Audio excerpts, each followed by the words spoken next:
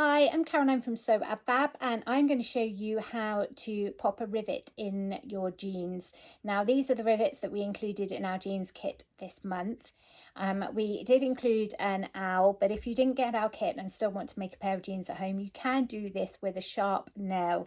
What you want to do is make a hole in your fabric. So make sure you make a nice big hole. You want to go through both sides, give it a good wiggle, and then from the back you want to place your rivet through the base of your rivet, the bit with the roundy head, and then you want to pop on your rivet top. Now what you want to do is you want to flip it. Now, I have got a protective cloth underneath my rivet because I don't want to damage it in any way. You need a hard surface and you want to give it a gentle whack to make sure it's on to start with, and it is. So then I'm going to give it a good firm whack, and there you are. The rivet is in place.